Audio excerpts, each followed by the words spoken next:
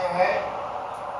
हमारे बीच में हरियाणा की इतनी बड़ी राजनीतिक हस्ती जिन्होंने सोनीपत से निर्दलीय के रूप में लोकसभा चुनाव लड़ करके देश की सबसे बड़ी पंचायत में ऐसा गौरव प्राप्त किया, उसके बाद में रुकने थकने का नाम नहीं लिया।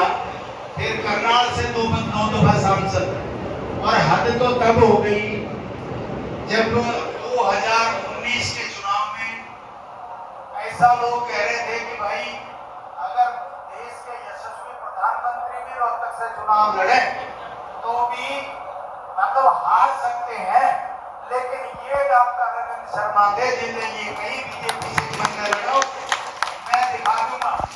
और गुड़गावा के ब्राह्मण जो यहाँ सभी बैठे हैं मेरे भाई, वो सारे इस बात के द्योतक, खासतौर से चंद्रशेखर गौतम की टीम रेवाड़ी से हमारे प्रधान जी आए हुए हैं।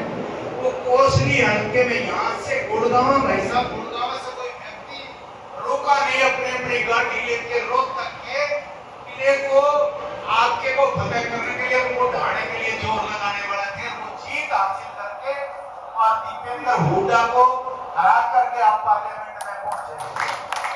उसके बाद में ये व्यक्तित्व ही कुछ इस प्रकार का है कि जहां से ये लगता है पार्टी को कि भाई कोई और नहीं निकाल से मार्गी दिन में इनके गोहाना ने और गोहाना से भी रिकॉर्ड तोड़, मतलब कई बार से जिनके वे वहां के कांग्रेस से मिलने को आया, आज हरियाणा सरकार ने कैबिनेट में हम सबका स्नेह प्यार।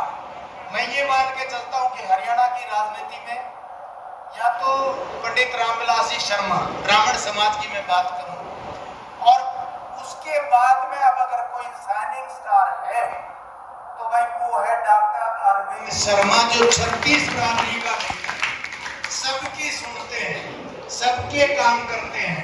और मैं यहाँ तक बताऊं कि अब हमारा फर्ज है कि भाई साहब ने रोहतक में वो काम किया, मुझे याद है उस वक्त भी हम भाई साहब के साथ खड़े थे।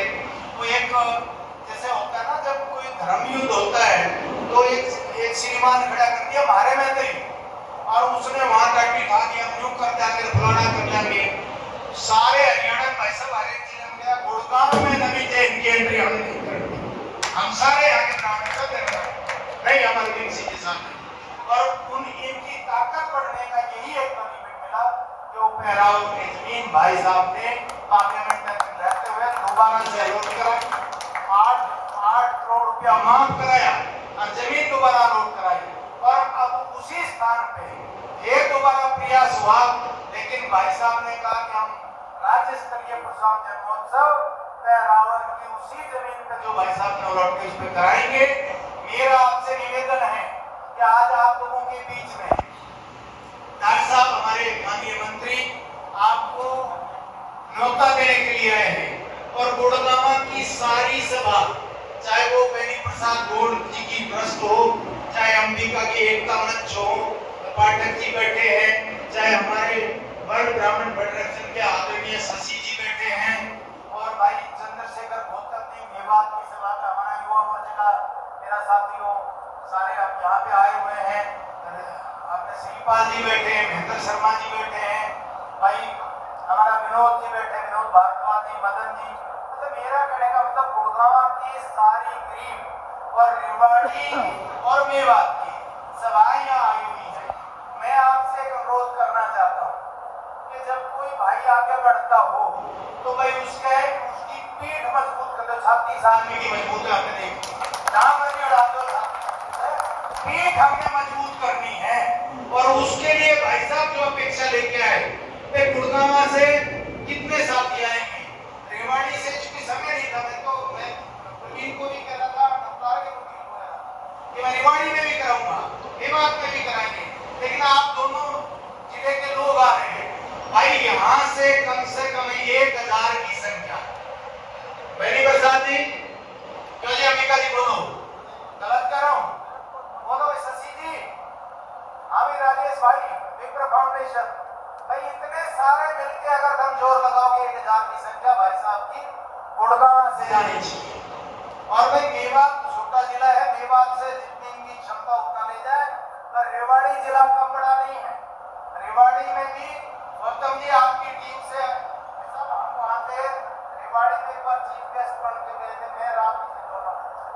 के सांसद थे रोहतक के, लेकिन वो उस वक्त चूंकि कोसली में तो आप कुछ दे सकते थे, लेकिन रेवाड़ी विधानसभा में नहीं कर सकते थे।